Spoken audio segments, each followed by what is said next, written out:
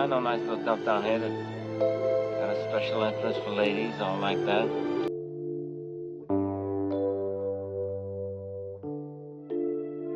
Before his death, Marlon Brando made a confession that left Hollywood gasping. The screen legend, known for his raw talent and often daring performances, revealed the 7 actresses he secretly wanted to sleep with. At 80, long past his wild Hollywood days, Brando decided to drop the kind of truth bomb only he could. Bold, unfiltered, and dripping with that old-school mischief that made him unforgettable. These weren't random names, they were women who, in his words, defined beauty, danger, and desire. So who were the 7 women that haunted Marlon Brando's mind till the very end? And what did he really say about them? Join us as we reveal 7 actresses Marlon Brando wanted to sleep with. Rita Moreno. Before his death, Marlon Brando made a confession that rattled Hollywood. The screen legend, the man who built his name on raw emotion and rebellion, admitted the 7 actresses he secretly wanted to sleep with. At 80, long after the lights had dimmed and the scandals had settled into myth, Brando decided to spill truths that only he could. Bold, dangerous, and soaked in that mischievous glint that never left his eyes. But one of those names wasn't just a fantasy, it was a fire he had already touched and nearly burnt alive in. Her name? Rita Moreno. Each was an icon in their own right. Rita Moreno, born in Puerto Rico and raised in the Bronx, conquered the entertainment world with a force no one saw coming. She was fierce, graceful, and wildly talented. The girl who moved from the slums to the stage would one day collect the industry's most coveted crown. The EGOT, Emmy, Grammy, Oscar, and Tony. A title so rare, only a handful have ever earned it. And Marlon Brando? The face that changed Hollywood forever. The man who turned acting into an act of war. Primal, unpredictable, magnetic. A streetcar named Desire. The Godfather. His name alone was a brand of chaos and brilliance. The American Film Institute named him the 4th greatest male movie star of all time. But to Moreno, he was something else entirely. They met in the early 1950s, both young, both rising, both unaware that fate was about to fuse them into one of Hollywood's most volatile love stories. It began on the set of Desiree in 1954. Moreno, then 22, was sitting in the makeup room when Brando walked in, 30 years old at the height of his power playing Napoleon. In her memoir, Moreno remembered that moment vividly. The sight of him, she said, sent her body temperature skyrocketing as though she had been dropped into a scalding bath. Her cheeks flushed and her pulse raced. It was the sort of rush that inspires poetry and songs, she wrote. That instant became the beginning of an affair that would stretch on for nearly 8 years, passionate, toxic, and unforgettable. Moreno described Brando as sensual, generous, and endlessly inventive, a man who didn't just touch her body but ignited something deeper in her soul. Being with him, she said, was electric. Every moment was thrilling because he was more alive, more curious, and more engaged with the world than anyone she had ever met. He was, in her words, the lust of my life. But lust, as always, comes with a price. Brando's passion didn't belong to just one woman. During their on-again, off-again affair, he married twice, first to actress Anna Kashfi, then to Movita Castaneda, and fathered children with both of them. The betrayals shattered Moreno, who later admitted that Brando nearly broke her spirit completely. His infidelities were not just physical, she said, but emotional, the kind that left invisible bruises. Still, she couldn't walk away. She described herself as addicted to the challenge of winning him back, over and over again. And when she couldn't have him, she tried to make him jealous, first by dating Dennis Hopper, then Elvis Presley. It worked, but not in the way she'd hoped. Her time with Elvis was short, flat, and almost comical compared to the hurricane that was Brando. She recalled watching Presley eat a peanut butter, banana, and bacon sandwich and realizing with startling clarity that he seemed to enjoy the meal more than her. That was the moment she knew she was still Brando's, even if it destroyed her. Their reunion was inevitable, but this time, it turned deadly. When Moreno discovered she was pregnant with Brando's child, she expected shock, maybe even love. What she got instead was cold practicality. Brando arranged an abortion, illegal at the time, and even sent someone else to pick her up afterward. But the procedure went wrong. The fetus was never fully removed, and Moreno had to undergo surgery to fix the botched abortion. Brando's reaction? Anger, not at the suffering she endured, but at the person who had performed it, for wronging him. That was the moment she realized how deep the dysfunction ran. Not long after, Brando flew off to film Mutiny on the Bounty, where he met and fell for his co-star Tarita Teriipaia. Moreno, meanwhile, had just finished filming West Side Story, the role that would finally make her a household name. But behind closed doors, she was drowning. When Brando returned home, she swallowed an entire bottle of his sleeping pills. "I went to bed to die," she wrote. It wasn't revenge, she explained, but an escape, an attempt to silence the unbearable pain. If his assistant hadn't found her in time, the story would have ended there. Looking back years later, Moreno admitted that it wasn't just heartbreak, it was humiliation. "I was letting him step all over me," she told USA Today. "I wanted to get rid of myself because I didn't think I deserved to live." Therapy saved her, and ironically, Brando was the one who first suggested it. He told her she needed help, and she eventually took his advice. "It's probably the greatest favor I ever did for myself," she said years later. After the suicide attempt, they agreed to stay apart. Brando married Tarita Teriipaia in 1962. Moreno, in time, married Leonard Gordon in 1965, a steady, loving man who would remain her husband until his death in 2010. But fate wasn't done with them yet. 6 years after their breakup, in 1968, Moreno reached out again. Brando was filming the night of the following day and cast her as his love interest. They flew to France to shoot, and history repeated itself. After one wine-soaked reunion dinner, Moreno woke up to find Brando beside her, breathing against her neck, whispering, "That's all I want, to sleep with you." She refused. On set, during a scene where she had to slap him, years of buried emotion erupted. "As the synapses of my brain reconnected," she wrote, "old wounds, hurts, resentment, and disrespect coursed through my body. The rage was real." She hit him with every ounce of the pain he'd caused her. The director, unaware of the history boiling behind the lens, kept the camera rolling, delighted by the raw, unscripted fury that poured out of her. "Watching that scene now still hurts her. It breaks my heart," she told Vulture. "I feel so sorry for that girl on the screen." And yet, through all the chaos, they could never fully erase each other. Brando remained in her orbit, even after she built a new life.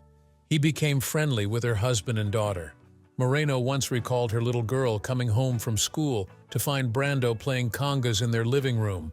She remembered him forever as the man with the drums. It's almost poetic, the way they lingered in each other's lives, not as lovers anymore, but as ghosts who never really left. They kept a telephone friendship until Brando's death in 2004. He was always the one to call. She never dialed his number again. Years later, when asked about him, Moreno smiled softly and pointed to 2 photographs in her home. One was of Brando, the other of her late husband. "This one," she said, nodding to Brando. "He was the lust of my life." Then she turned to her husband's picture and added, "And this one, he was the love of my life." It's the kind of line that feels written for the screen, but for Rita Moreno, it was all too real. Marlon Brando once told a friend that Rita was the only woman who ever matched his fire, and the only one who could have destroyed him completely. Anna Kashfi. Before the chaos and confessions, before Brando's name became a headline more than a legend, there was her, Anna Kashfi. She was stunning and mysterious. Born Joan O'Callaghan in India and reinvented by Hollywood as Anna Kashfi, she stepped into Brando's orbit in the summer of 1956, and within a year, she became Mrs. Marlon Brando. Their marriage, though, wasn't a fairy tale. It was a storm. On October 11, 1957, the world's most magnetic actor married the woman who would match his volatility blow for blow. Within 18 months, it was over, but not before the walls shook. Their relationship was both verbally and physically abusive, a war fought behind closed doors. Even Brando's secretary, Alice Marchak, wasn't spared. Kashfi once hurled a table through a glass window while Brando was at work, and when she couldn't reach him, she'd call Marchak just to unleash her fury. Brando tried to ignore her calls, knowing each one would ruin his day. But Anna was relentless. She didn't just fight him in love, she fought him in ideology. She couldn't stand his political outbursts. his defense of Native Americans, or his fiery stance on Vietnam. In her book, she described his views as distortions of history, words that stung more than any slap. They had one child, Christian Devi Brando, but love didn't survive the battlefield. Their custody war turned vicious, fueled by Kashfi's drinking and violence. Brando eventually won, and when she lost her son, she snapped. She reportedly paid $10,000 to have Christian kidnapped, only for him to be found sick and living in a tent. Years later, her life spiraled into tragedy. Christian went to jail for killing his sister's boyfriend, then died young at 49. Kashfi herself remarried, but the scars never faded. Anna Kashfi wasn't just one of Brando's wives, she was one of his wars. And like all his wars, nobody walked away unscathed.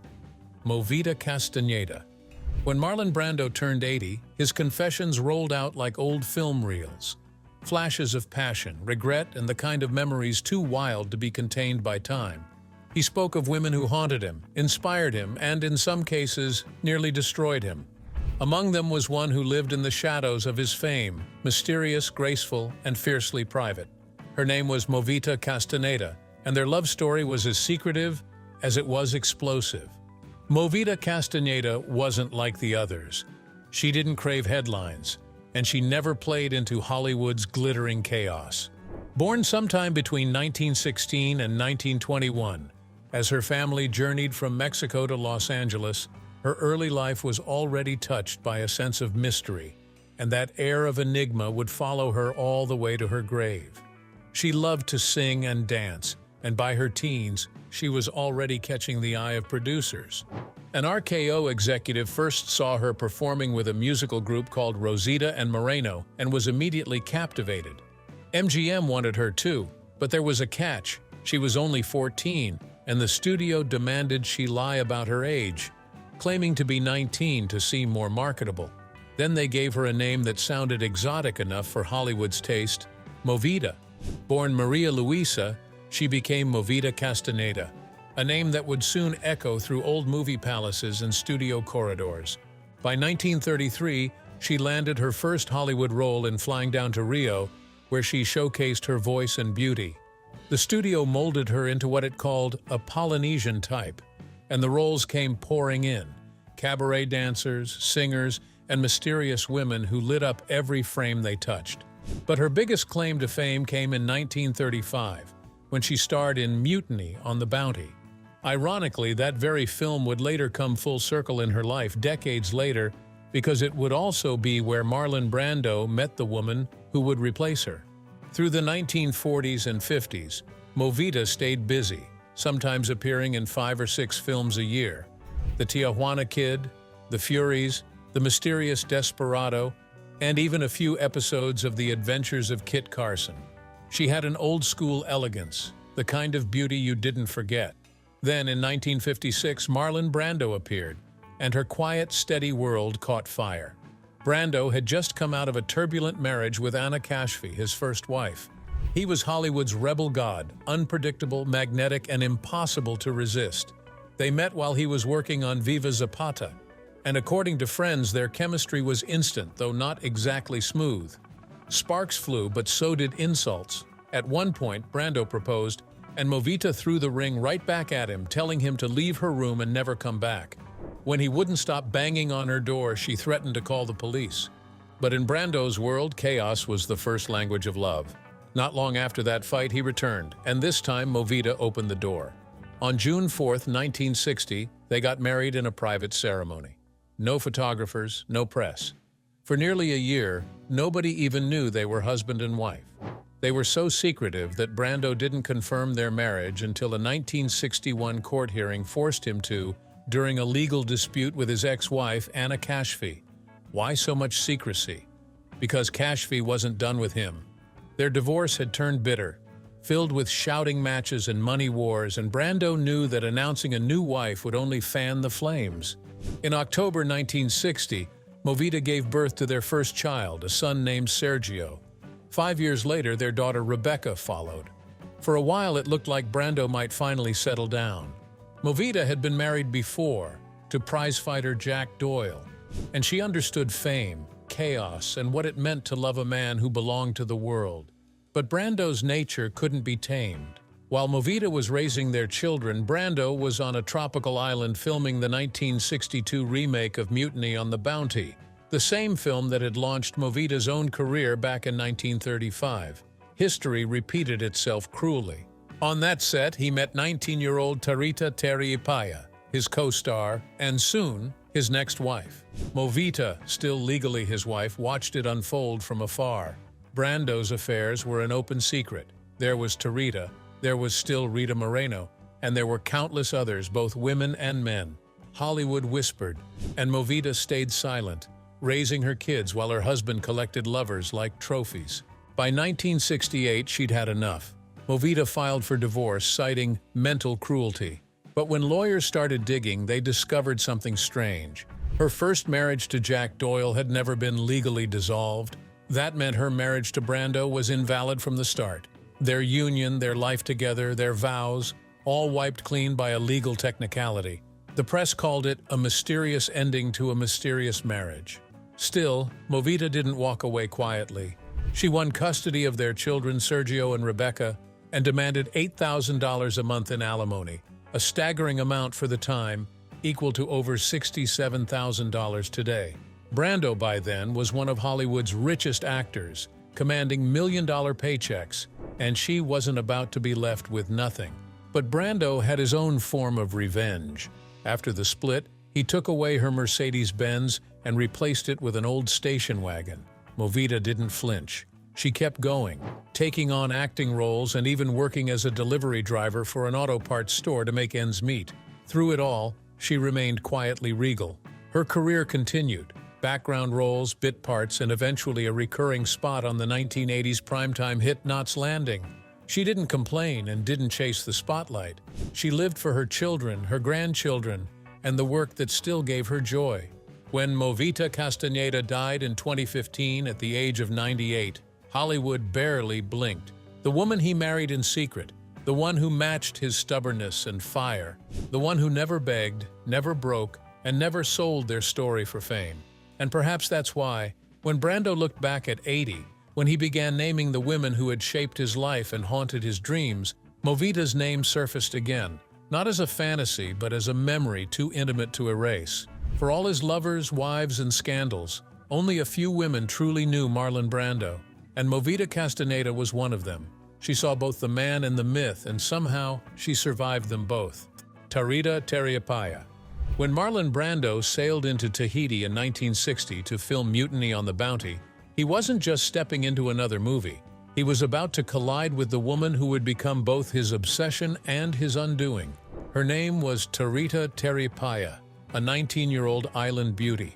She was born on Bora Bora, the daughter of a fisherman, untouched by the chaos of Hollywood. But once Brando arrived, her world and his would never be the same. At first, she wasn't impressed. Brando was already a legend, unpredictable, magnetic, and drowning in ego. She saw through the charm, the smoldering eyes, and the seduction he used on everyone. But over time, his intensity broke through her defenses. The man who had conquered the screen now wanted to conquer her, and he did. Their affair began on set and soon spiraled into something neither of them could control. Brando begged her to have his child, but when she became pregnant, he changed his mind. He wanted her to end it. She refused. Their son, Tehotu, was born soon after, followed by a daughter, Cheyenne. For a while it seemed like paradise.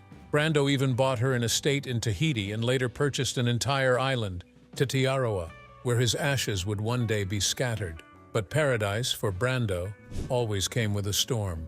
He was a man of extremes, cruel one moment, tender the next. Tarita loved him, but feared him too. His moods were volcanic, and she never knew which version of Marlon she would wake up to, the lover who made her feel protected or the tyrant who made her cry. She once said, "He gave me everything, but he also took everything from me." When their daughter Cheyenne began showing signs of mental illness, Brando distanced himself. He sent her to psychiatric institutions and stopped visiting Tahiti altogether. The man who once adored his daughter now avoided her completely. Tarita was left alone to pick up the pieces. Then came tragedy. In 1990, Brando's son from another marriage, Christian Brando, shot and killed Cheyenne's boyfriend. The scandal shattered their already broken family. Cheyenne spiraled further into despair, and 5 years later, at just 25, she took her own life. Tarita never recovered from that loss.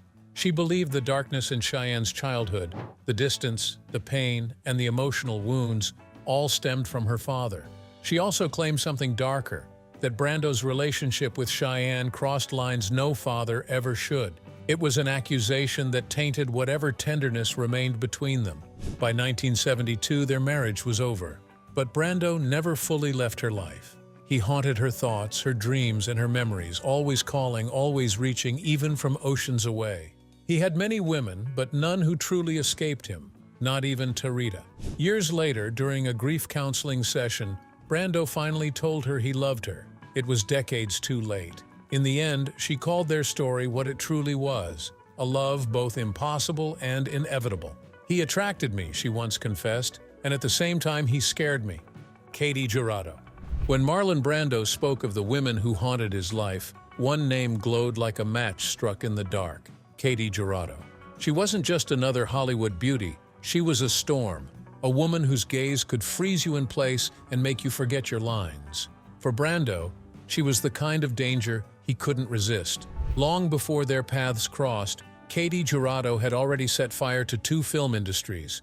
Born Maria Cristina Estela Marcela Jurado Garcia, she came from Mexican aristocracy, a family so powerful they once owned much of what became Texas. Her cousin had been the president of Mexico. Acting to them was a disgrace, but Katy had rebellion in her veins. At 19, she married to escape that world, divorced at 23, and stormed into Mexican cinema with 2 children and an attitude that could make men nervous. She was a natural, sultry, and sharp. While reporting at a bullfight in 1951, fate intervened. Director Bud Boetticher and John Wayne spotted her in the crowd. Boetticher cast her immediately in The Bullfighter and the Lady. Wayne tried to date her. She turned him down. That was Katy, the woman even John Wayne couldn't tame. Hollywood couldn't get enough of her, and by 1952 she was starring opposite Gary Cooper and Grace Kelly in High Noon. The role earned her a Golden Globe and made her the first Mexican actress to win such an honor. She was radiant, fierce even, but behind the scenes she clashed with Kelly, accusing director Fred Zinnemann of giving the American star too many close-ups. "You love her, don't you?" she snapped at him one day. Zinnemann was speechless. Katy didn't play small on or off the screen. That defiance caught the eye of Marlon Brando, who was in Mexico shooting Viva Zapata. He was already juggling 2 Latin women, Rita Moreno and Movita Castaneda, but when he saw Jurado, the game changed. Her eyes, he once confessed, were black as hell, pointing at you like fiery arrows.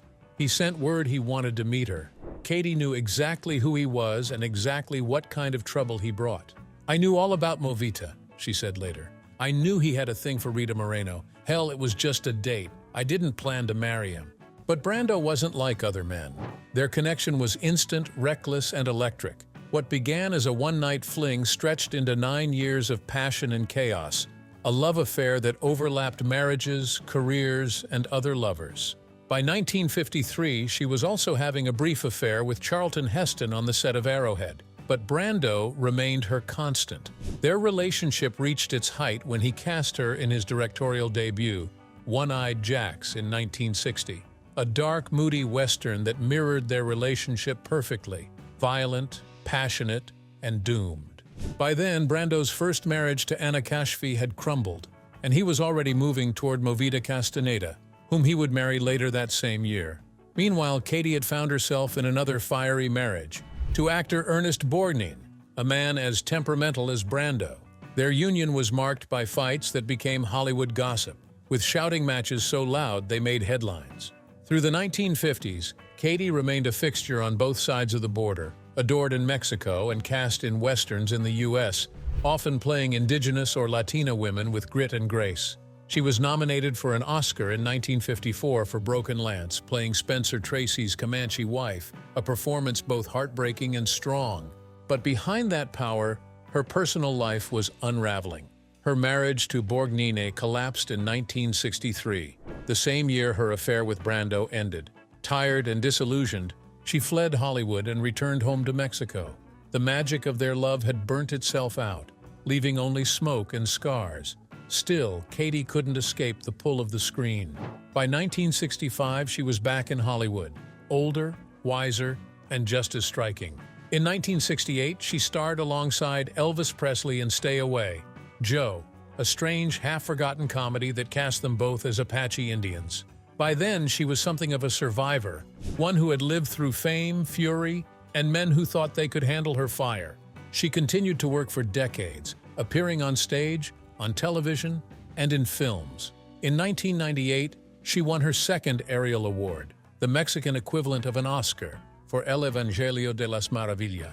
Her final appearance was in Hilo Country, directed by Stephen Frears. When she died at her home in Mexico on July 5, 2002, she left behind a legacy unlike any other, not just as the first Mexican actress to conquer Hollywood, but as the woman who once tamed Marlon Brando's wild heart, even if only for a moment. Jill Banner.